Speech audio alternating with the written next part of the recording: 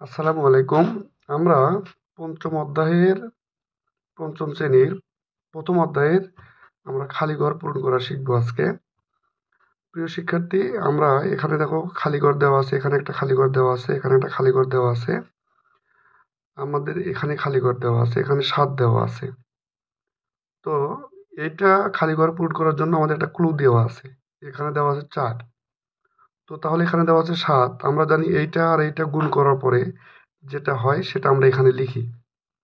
অর্থাৎ দেখো এখানে ৭ দেওয়া আছে, তাহলে আমরা যদি এখানে ২ দেই, তাহলে আমরা ৭ ঘরের নামতা পড়লে ৭ দুগুণ ১৪। তাহলে ১৪ র ৪ লিখলাম, হাতে থাকে আমাদের ১। তাহলে ৬ ৭ আমাদের হয় ৪২, ৪২ আর ১ ৪৩ এর এখানে ৩ লিখলাম, হাতে থাকে আমাদের ৪। এখন এখানে আমাদের নিতে হবে, আমরা ৪ নিলে হয় ৪ ৭ ২৮ আর ৪ হচ্ছে ৩২, তাহলে এখানে ২ হয়, এখানে ৩ হয়। কিন্তু আমরা যদি পরের লাইনটা করতে চাই, তাহলে আমাদের এখানে যে সমস্যাটা হয়, এখানে আমাদের ৫ হওয়া লাগবে। এজন্য আমরা এখানে কত নিব? আমরা এখানে নিব ৫।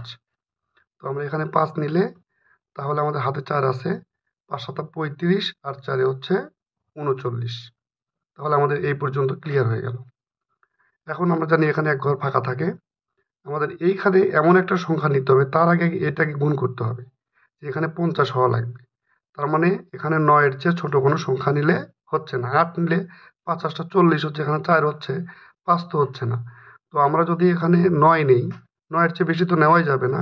তাহলে আমরা যদি ৯ নেই, তাহলে ৫ ৯ ৪৫ আর আমাদের হাতে থাকবে, সেটা দিয়ে এখানে ৫০ হবে। এজন্য আমরা এখানে ৯ নিব।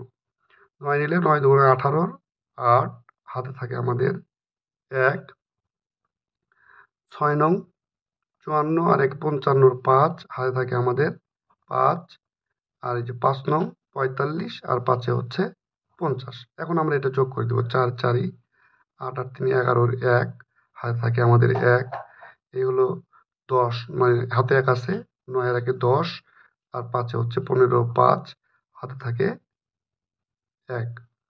তাহলে আমাদের ১ আর ৩ এ হচ্ছে আমাদের ৪, আমাদের ৫ ৫ই। এটা হলো আমাদের অ্যান্সার। আশা করি সবাই বুঝতে পারছো।